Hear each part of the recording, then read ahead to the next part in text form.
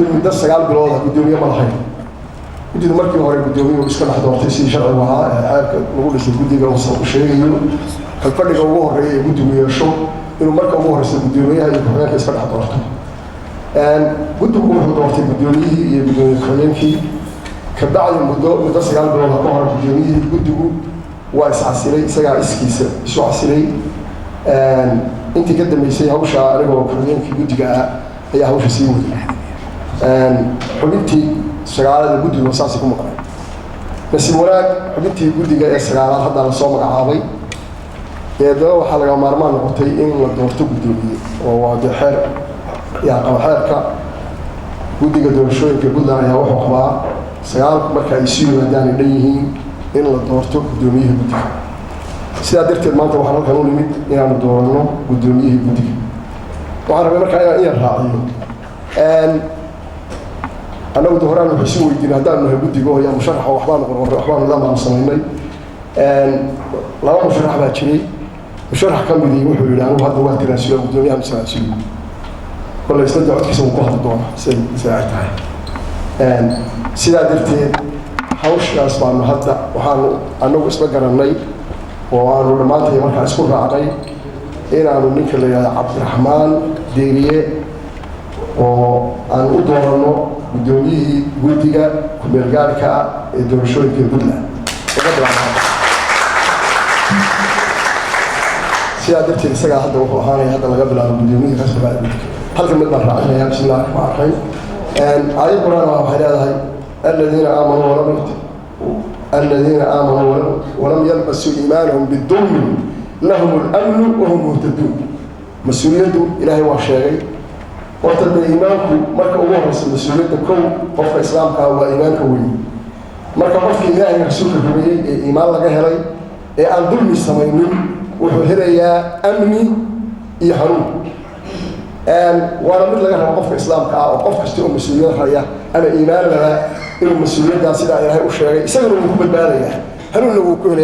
أجر من حاجة إلهي وكبير يا بني آدم كان نحن سنة حياة بدل مكمل بالية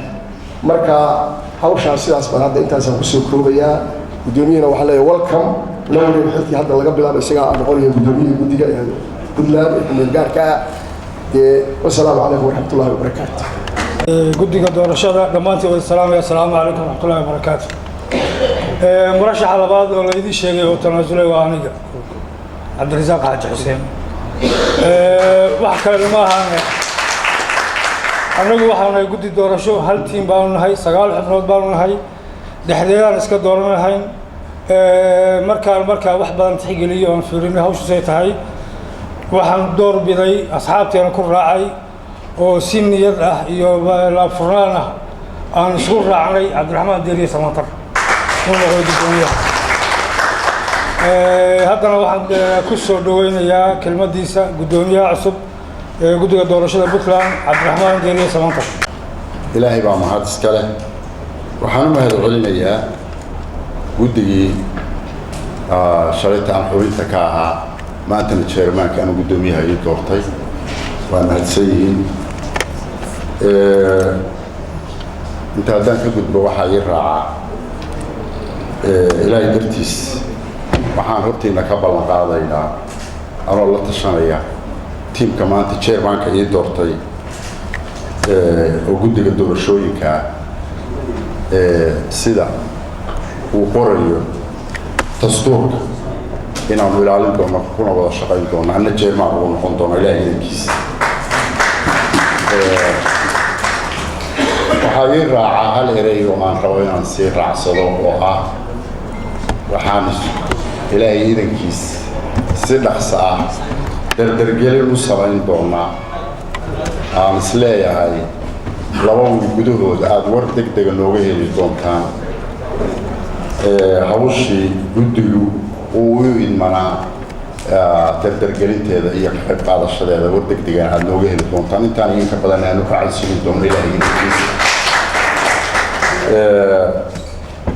waxaan hortiina ka ballan qaadayaa kitaabna waan soo maray aniga oo la tashanaya guddiga maanta chairmanka ii doortay ummadda reer Puntland ciday doonaan ha kala ahaadeen حزبها هذا سياسة هذا وغيرها هذا إنه دحوا شغلين دون قلتنا نكبر القاضية نجا عارف الدور كان إلهي إذا كيس أي نقول السو ملح بنانه ذي تستوك قرينا عم كشقين دون أي سنة نقول دوري وحفر جليل يوحد عم كشقين هنا نقول دوري بان قلتنا نكبر القاضية إلهي إذا كيس أنا تيم يقول الله تشكر waxaan rabaa saddexda qaybood oo ay ka kooban tahay shacabka marka laga reebo dawladdeenu waa garsoorkii waa dowladda xeerfijinta waa xukuumaddii maanta xukuumaddii masiimanaha wasiirada ugu badnaa waa fadhiya gacan iyo garab dhab ah inaan ka helo oyna taageeraan intaas haddaan ka gudbo waxaan rabnaa hay-adaha maxalliga waxaan u malaynayaa cabdisalaan dheeliyo oo saaxiibna aanu ahayn iskuuladna aanu ahayn oo halkaan fadhiya iyo raggiisii inaanu ka helo ayagana gacan hay-adaha maxalliga doorka ay ku leeyihiin arrintaasna ay nagala qayb qaataan intaasna waa codsanaynaa waan soo jeedinaya waxaan leeyahay shacabka reer Puntland inayna taageeraan oo waliba nagu taageeraan waxa ay naga arkaan haddaan nahay niman leexdana ay noo bareeraan baan adeer waa leexateen waxaan idin ka rabnayna namayda samayn haddaanu laakiin abaarteedii ma rabin nala taageero lama gaari karo marka in nala kala qiimo la yiraahdo waa leexateen iyo abaartii waa marteen laakiin marka hore in nala taageeraan codsanayna qiimayntu way soo bixi doontaa intaasna waan codsanaynaa siyaasiyiinta xilka doonaya hadda odayaasha tamaamul qayladooda wasiirada oo fadhiyaan laakiin rag badan oo siyaasiyiin oo xil doona baa jira aan codsanayaa raggaas waan fariin halka u marinayaa inta reer hebel iyo maanta wakaltanka iyaga wax ku raadin lahayn xisbiyada inay furataan gabagabadii waxaan kaga baxayaa waxaan rabaa nin odaya oo samigaya oo hadde waa raggan ku garaadsaday ma oranayo laakiin gurubadii naga horreeyaya waa cabdiraxmaan cabdulla shuuke cabdiraxmaan waxaan garanayaa halkan waagu wasiirka waxbarashada Soomaaliya ahaan jiray cabdiraxmaan xafiiska markuu soo fadhiisto gorow markuu yimaado waan garanayaa wuxuu oran jiray yaa isugaya oo ii fadhiya xogeyntiis waxaa la yidhahdaa hebel iyo hebel iyo hebel baa ku sugaya maxamuud oo cusmaan cali cabdiraxmaan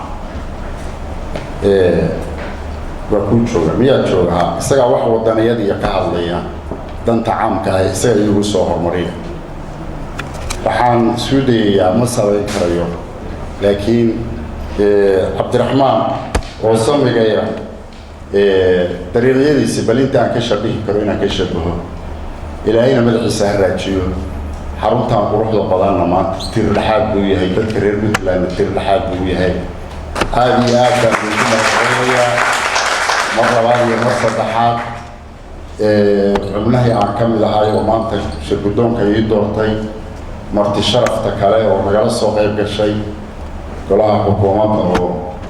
maxay ahayd ayaguna maamuuskan si fiican ugala soo qayb galay waxaan ilaaway iga raalli ahaada bahda saxaafadda oo door badan leh waagi dhaweyto aanu tagnay xamar baa waxa aad naloo ku qabsadaa abwaanada warnimayo abwaanadii annaguna waa nin lownaa abwaanadii waa nimankii dhammaayo murtida iyo martaalada iyo ay ku dhega meesha u fadhiyey mar walba maalinta dambe waxay dhaheen jub haddaana oran meel aad aadi kartaan ma jirto waana lacanaad maalinta dambe qabsada waxaa ku roor madaxweynaha idinka horumarin maayo farmaajo laakiin waxaan isku dayaya inaan cidda labaad idinka dhigo saa marka saxaafadda iga raalli ahaada waxay safka horeyna ku daro waxaa halkaas igaga dhuuntay xildhibaanadii qayb ka mid ah surcadii raggiisii iga raalli ahaada civil society faadmaad baa u mahadsan tahay inay saxdii baan idinka mahadcelinayaa waxa aanu idinka rabnaana waa in nala soxo waxaanu rabnaa taladiinna waxaanu rabnaa aqoontiinna waxaanu rabnaa xooggiinna waxaanu u baahannahay dhaqaalihiinna waxaanu u baahannahay taladiinna وحلالة يوجنا لترك رأينا لترى ما أنت المفرد برضو دا دهين وبعض هاي هذه الدولة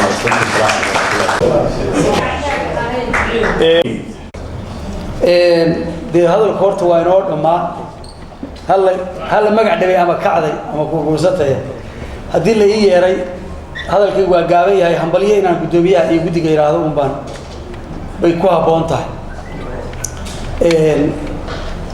intaan kalbada oran waxaan rabay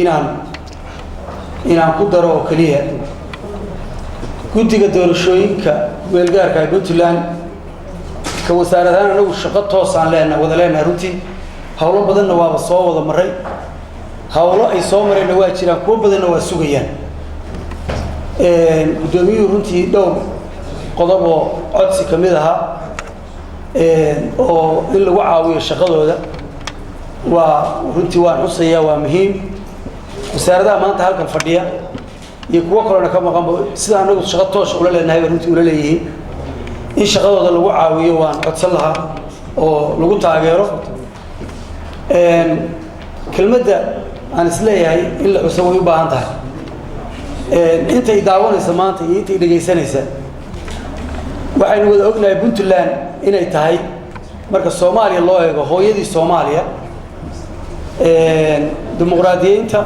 دولة قبلية هنا يقول رئيسي دولة فضل كعتها هنا كويت هاي دولة الصومالية وحالة ديسي دولة كمل جارهين أفر السنة صعد ماضي ميت كلنا حدي شرتا مركي أي سورتقل ويدي إن هالغف يا هالعد لا سمايو وعلى سمايو وعلى دور الشدة تطبن أو كدول qaabkii ay hore u dhacday iyo qaabkii qorshuhu ah labadaba qaab wanaagsan buu ahaa runtii dad baa ku soo baxay dawladda federaalka maanta ku shaqeynaysa daanu kalmad baan rabaa inaan raado maanta Puntland oo hooyadiya nidaamkan qabaaliga hadda uu ka dhawaajiyay gudoomiyuhu aynu ku soo caanamaalay ku soo shaqeynay bal inaynu eegno nidaamkii kale دي waxay u taalaa number 1 gudiga ka bacdina waxay u taalaa cid kasta oo mas'uula iyo magaranayda sida ismadoo kale iyo cid kasta oo ku shaqeeya arinta iyada laakiin mid baan arkaa inay si suurta galeyn oo ay adag tahay dawladda Soomaaliya ee federaalka ahayd ee Puntland aasaastay ee xoog saartay hadii maanta lagu soo doortay magaranaysa doorashada baan wax la yiraahdo oo halkii xildhibaan konton iyo koow qof soo dooratay maanta oo 2019 doorasho laga sugay Puntland inay kii hore wali sii joogto waa su'aal anagu hadda ka jawaabi karin laakiin aan xusuusinayo reer Puntland gudigan aan xusuusinayo waa hawl inoo taala waxaan ku soo gabagabeynayaa haddaad iga raali noqotaan oo ii ogolaataan barnaamijkan xisbiyada nidaamka xisbiyada badan ayaan shir u qabtay bari dhaweyd meel ka baxsan laamiga oo degmooyinka kamid ah oo aan rabnay inaan faafino waxyaabaha dadku ay xaq u leeyihiin ama xaq loogu leeyahay si ay u ogaadaan nidaamka doorashada iyo dimuqraadiyadda gabar Soomaaliyeed reer Puntland ay oo igu tiri magacayga sheegin waxaan rabaa sabrais inaan Puntland uga dhigay laakiin anigu aan xorriyo u la baxay ayaa su'aal weydiisay waxay igu tiri waxaan ay gabar wax baratay diyaar ah waxaan ahay gabar family laba caruur aan leeyahay waxaan rabaa one day inaan madaxweyne ka noqdo Puntland waxa tahay wasiirka dastuurka nidaamkii dimuqraadiyiinta iyo nidaamka xisbiyada badanna waa loo keentay xogtoodii maxaad kala daarintaa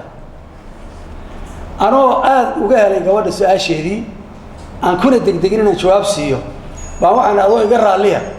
haddaad inta soo sharaxdo aad weydo doorashada